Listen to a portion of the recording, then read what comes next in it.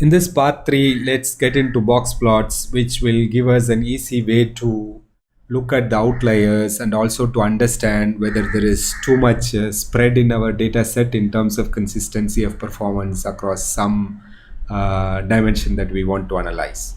So here are the topics we are going to cover. So we will go back to the example we used in part 1, where we looked at the 4 great teachers data and then uncovered the variation among them.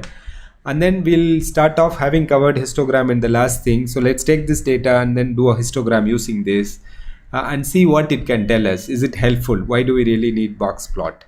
And then we'll start with bar chart and then get to the box through a process so that you can understand what's the value add that's really coming from the box. And then once we have the box plot, let's also compare it to histogram and see where each chart is being helpful to understand the distribution in the data set. And then box plot math and 5 number summary. For box plot is a little bit statistically oriented, so you need to understand some concepts, at least the concept of median, the middle value, the 50, the 75 and the 25 percentile values, the quadrants or the quartiles. We need to understand that, so I will get into that. It's a little bit of statistics, but it's not too heavy, don't worry about that. And then we'll end with 2 examples that allow you to see what customizations are possible in Tableau, as well as a complex scenario that gives you how this can be used. So just to refresh your mind, so here is the box plot that we have used before. So we started off looking at the 4 teachers average score, which tells us they are all the same, as you can see in this left side chart. And then we plotted every single data point, which helps us to understand the spread, the minimum and the maximum. And all the next chart box plot is doing is reducing the size of these circles and putting boxes. So the line at the top is telling us the maximum value, line at the bottom minimum value, and the box is telling us what values are occurring at what we call 25 and 75. And then the middle point is also the median value itself. So don't worry about these terms, I will get into the details of them later on. But the idea is all it is doing is taking every single data point and putting a box around so that we are able to easily see how the spread is, right? So we can very quickly see teacher 2 and teacher 4 has a lot more spread, right? Meaning there is a lot more inconsistency in their students' performance compared to teacher 1 and 3. So now let's get into a histogram. So if you see this histogram, so what is it telling? It is telling that there are a few more scores at the bottom and the top end, and then otherwise it seems to have a bell curve kind of a thing. But then if we want to understand each teacher's score, so what do we do? So one option is I can bring a teacher to the color.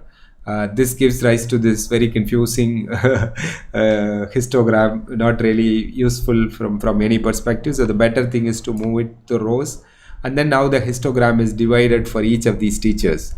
So though it does, even if we turn on the labels, we can see it's one all over the place. The histogram does tell us, okay, there is variation.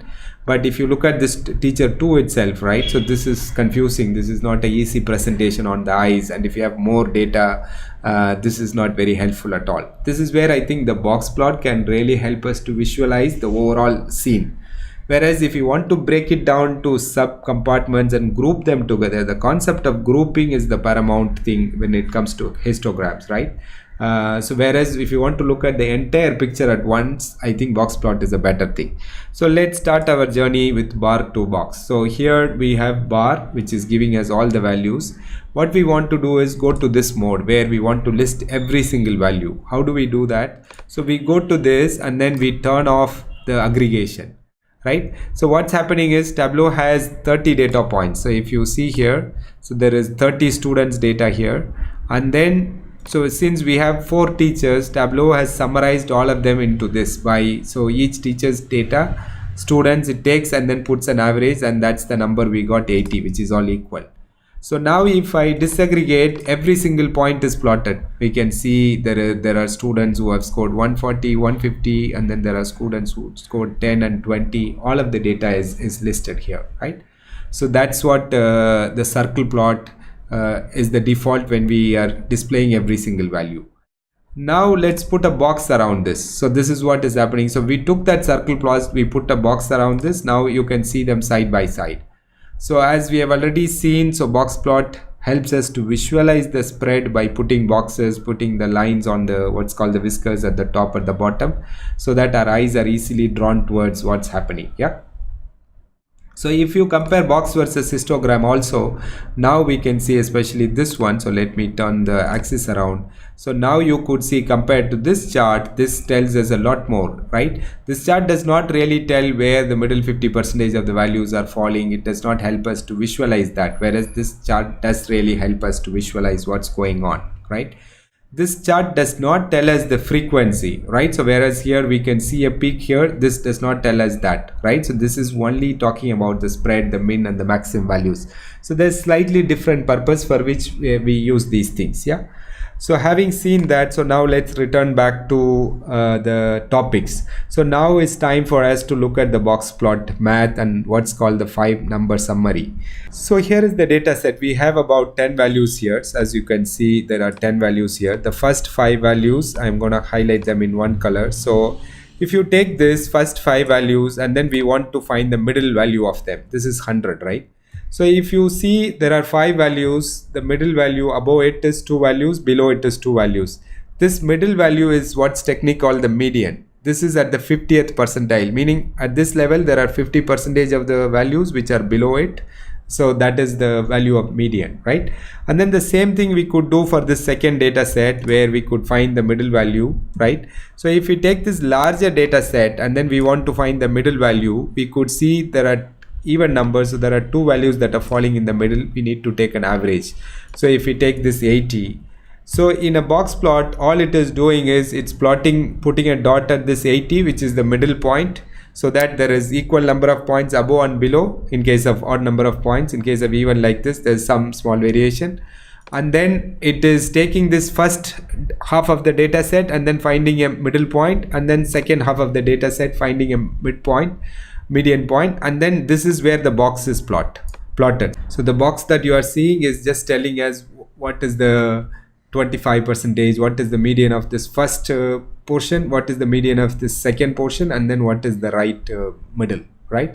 So that's all in terms of the math itself. So if we go back to the internet, here is a good place where I found you could see a quick description of what the box plot is. I'll include a link for this in the YouTube video. As you can see, this is telling us there is an upper extreme, this is upper quartile, which is 75%, this is median 50%, and then lower quartile, and then this lower extreme.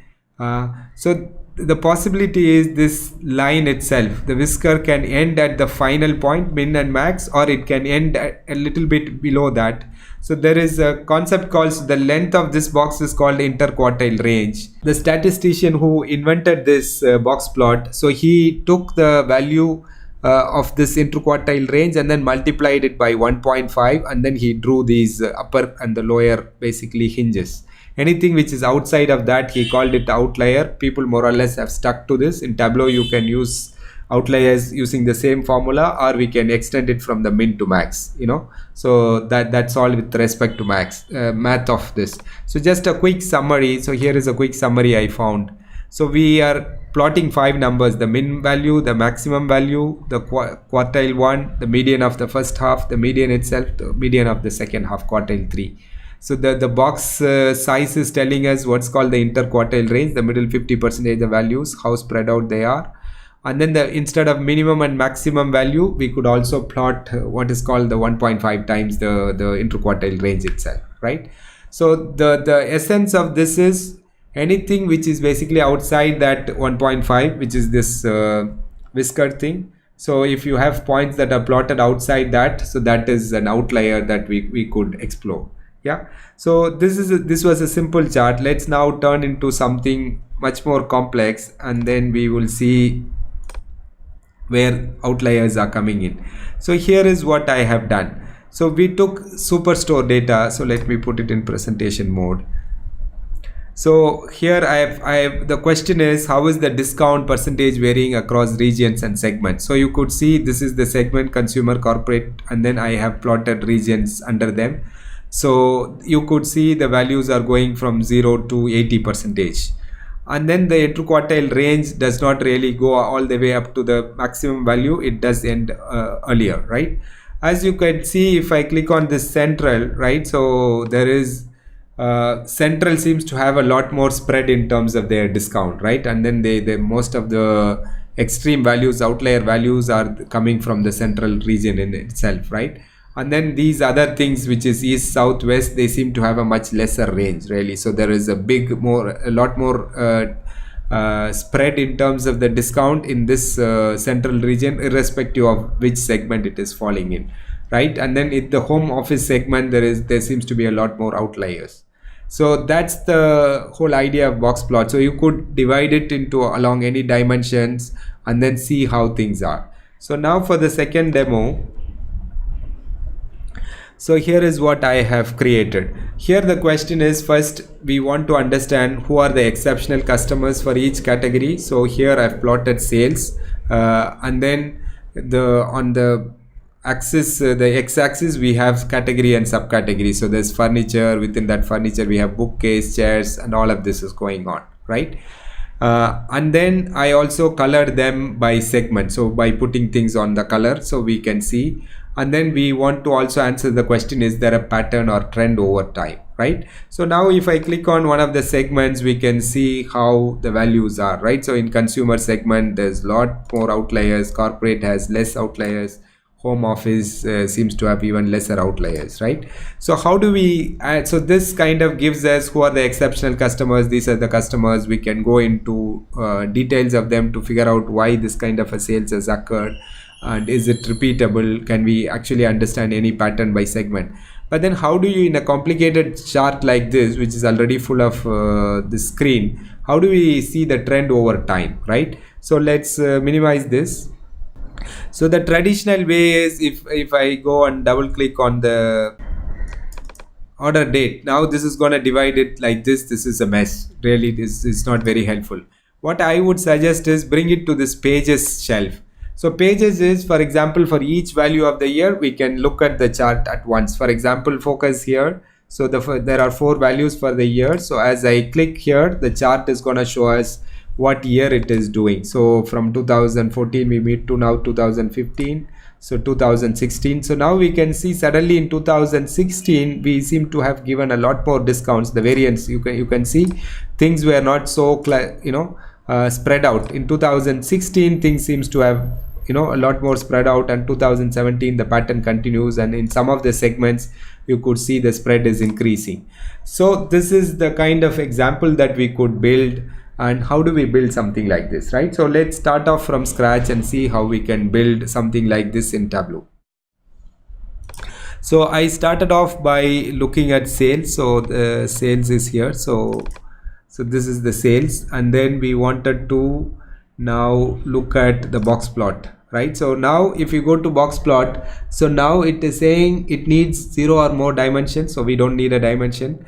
1 or more measures. We already have a measure. Then why is it not enabled? So if you read the description, it is telling you use at least 1 dimension or disaggregate, because box plot needs a lot more data points. We have just only 1 data point, right? So let's disaggregate. So that is going to give us all the data points. As you can see in the bottom, so there is 9,994 data points here. So every single sale that came through is plotted here, right? So what we want to do is, so rather than disaggregating, so we want to actually group it by customer. So I'm going to press back, and then I want to bring a customer field here, so that the level of detail of the report is customer. So now we have 793 customers. That's what this is indicating. So now it's time for us to apply the the box plot. So now we can see most of the customer sales, they are falling here, but we have a lot of exceptions. So this is the higher extreme, but then there's so many of these exceptional customers who gave us this, right? So most of the customers are here. So now how do we break it down? So can we break it down by category? So now this is a chart. Now we can add and break it down by any hierarchy. So I can click on categories. So now we see within the category what is the variation. I can go to the next level. So now we can see within the subcategories what's the variation. So I now can bring segment to the color and then maybe fit with. So now we can see a lot more of these variations. And then, like I suggested last time, we can bring order date here to the pages shelf so that we can go it one at a time. Yeah, so we can even run animations here. So for example, so if I'm here and then I'm going to click on this play button, it's going to automatically move across each of these years. In this chart, animation is not really very helpful, but yes, you could use this if you have smaller data points, and then the growth from change from one year to another year is very visible, right? So depending on how the patterns are, you could use the animation to kind of dramatize the effect. Yeah, so what else can we do in a box plot? So as I said, if we go to this demo, so this outliers are outside. Instead of this, we can kind of put this line all the way up to the maximum value. To do that, so we need to click on this axis and click on this edit reference line. So each of these the boxes, they are done through edit reference line. So you go to this box plot reference line, you could see the whiskers extend to, there are two choices. So when I click on maximum, see what's happening. So all the maximum values are there. If I do this, this is what is happening. So this is the default, and I would request you to leave it at that, because it helps us to see the outliers, right? So, and then to deal with them. The other option you have is, if you want, you can hide all the underlying marks except the outliers, so that the chart is not really crowded out. So if you are plotting too many data points, this is a very helpful option. Other than that, I think there is nothing much to customize. So let's go to the summary. So originally we started off with these 4 great teachers, and we realized just plotting averages or the overall numbers can be very misleading. So then we wanted to get into basically the variation, and that's where really box plot is helpful, to get a bird's eye view into the variation and to spot outliers, right? So that's the biggest benefit, understanding outliers, understanding the spread, right? And histogram is more helpful if you are interested in the frequency, right? So in a box plot, that's not what we are plotting. We are plotting variation from min to max and where that variation is occurring. And then we saw the circle plot can be your friend, really. So by disaggregating and plotting every data point, you can get a lot more insight into your data. And then if you want to kind of compress that and make it more manageable, you can then turn it into a box plot. Otherwise, both chart can kind of give us a detailed picture. And then the box plot math and the 5-number summary. So if you are running any type of business and then you want to manage any of your numbers, sales, profit, by customer, by different things, I would suggest start using this 5-number summary. These 5 figures are very useful. It's good to know what they are, and whether there is consistency between them across time, across different people in terms of their performance. So this is something good to take from. Even if you don't use box plot, having this 5-number summary is very good. And then customizing the boxes, we saw what options are there. Most of the time you leave it at the default, because you want to look at the outliers separately, and then that's all for now in terms of box plot.